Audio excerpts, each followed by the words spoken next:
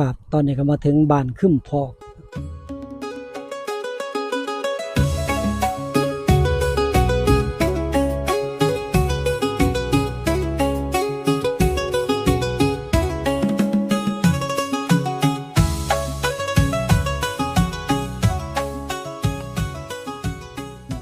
คือสิบ่ใหญ่ปานใดเนาะบ้านนี้เนาะคือสิตั้งเรียงรายอยู่ตามถนนนี่แหละเนาะ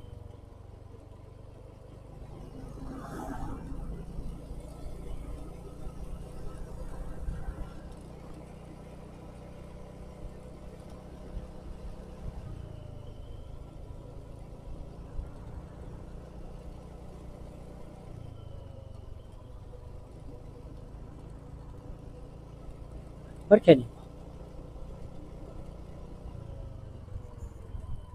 คือสิน้อยเด้เนาะออกไปเส้นนั้นมั้งเนาะ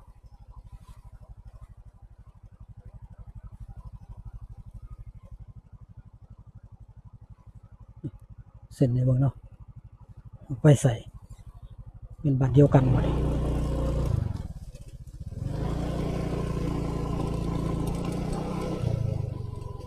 เป็นบ้านขนาดเล็กอะเนาะ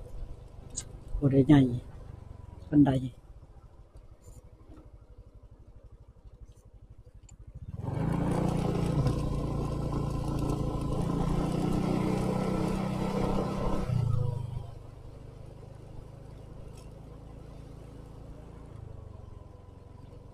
มาจากบ้านเมืองแอเนาะตรงมาทางคนเลี้ยงงัว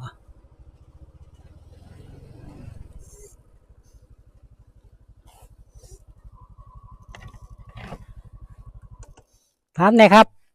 อันนี้มันเป็นบ้านคึมพอกบ่แม่นค่ะมันเป็นบ้านใหญ่ปานใดครับ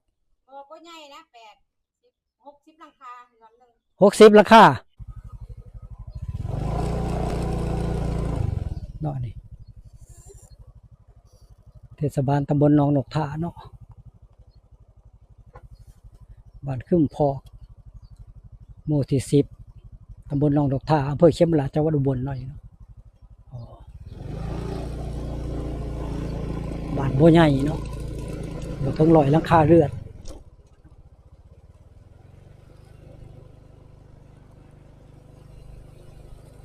บ้านเพิ่นก็สิปลูกไปตามข้างถนนนั่นแหละเนาะถนนหลักนั่นน่ะศูนย์การเรียนรู้บ้านคึมพอกบ้านคึมพอกหมู่10เนาะนี่ก็เบิดแค่นี้อะเนาะนี่นะบ้านเพิ่นบ่แม่นสิบ้านใหญ่เนาะ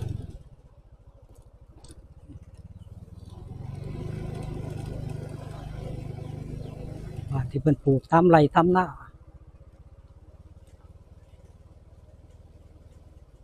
นี่ครับ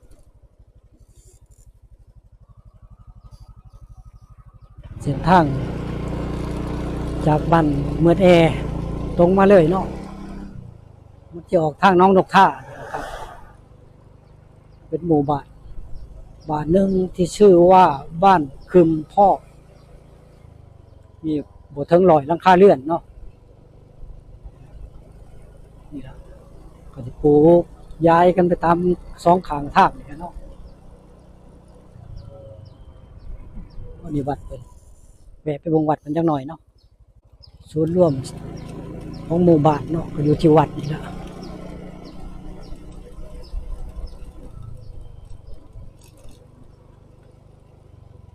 วัดสุดธรรมารามวัดเพิ่น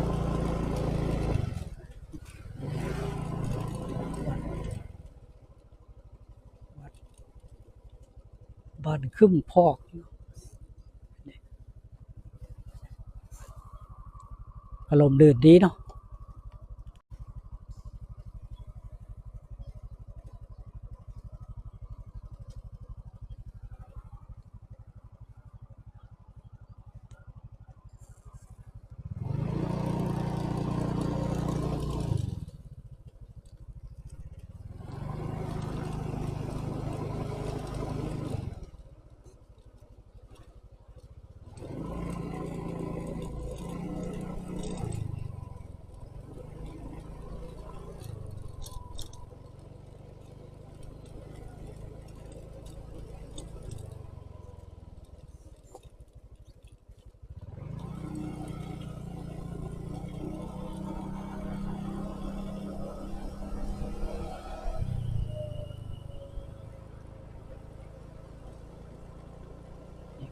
ก็ที่ยังอยู่บริเวณแถว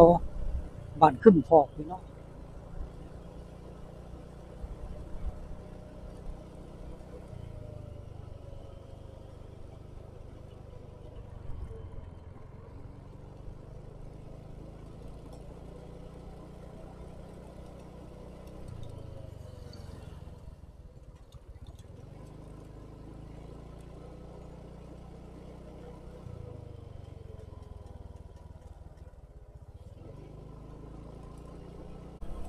ครับสำหรับบ้านขึ้นพอกขอปิดคลิปไว้เพียงแค่นี้